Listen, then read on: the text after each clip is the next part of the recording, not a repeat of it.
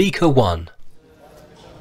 I think that even up until just a few years ago, we could never have imagined how our behaviour would change with regards to using mobiles and tablets. I know that I would find it incredibly difficult to live without my mobile. I'm constantly looking at my phone to see if I've got any new messages or updates, and checking my apps to see what's new.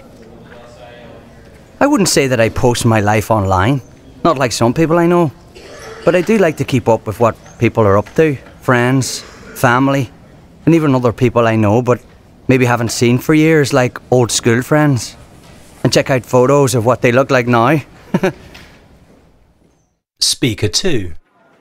In a way, I think it's quite funny that we're always worrying about teenagers and young people becoming obsessed with online communication. But if you ask me, we need to worry just as much about adults.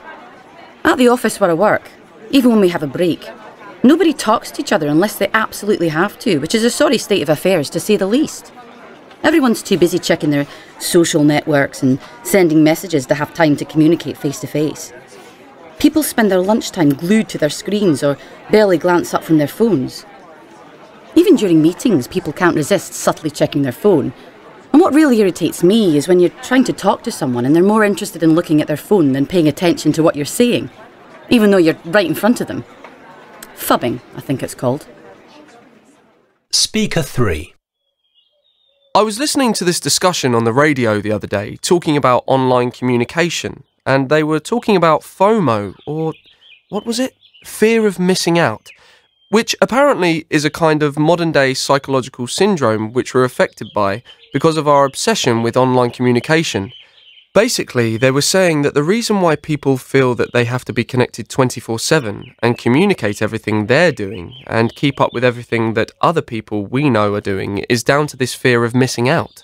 We're worried that everyone is having more fun than us or doing something more exciting than us. They also said that because we're spending more time communicating in the online world, we're losing the ability to enjoy the present. Speaker 4. My generation is so different to my parents. I mean, they're always telling me that they grew up in a world without mobiles and social networking and they managed fine. Hard to imagine how they arranged to meet their friends without a phone, but they say they did. Ugh, I had so many arguments with them while I was growing up, until they let me have my first smartphone. But they didn't let me have Snapchat or Instagram or anything like that. It's not the end of the world, they'd say. They just didn't understand that that's the way people my age communicate with each other. Nobody actually talks on the phone anymore. They have no idea how much I missed out on at school being the only one who didn't have Snapchat.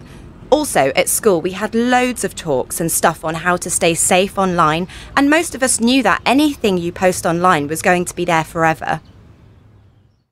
Speaker 5. For me, one of the best things about online communication is that you can stay in touch with everyone at the same time, all the time. You know exactly what's going on, when and where, so you never miss out on anything. I love the fact that you can update all your friends on what's going on in your life, and they can respond immediately with a like or a comment. So you feel like you're together with people, even though you might be completely alone, sitting on a bus or at home. I share loads of photos, but I only post up my best edited shots.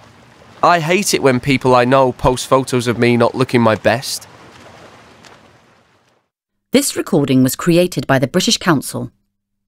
To find more English language learning material for teenagers, please visit www.britishcouncil.org/learnenglishTeens.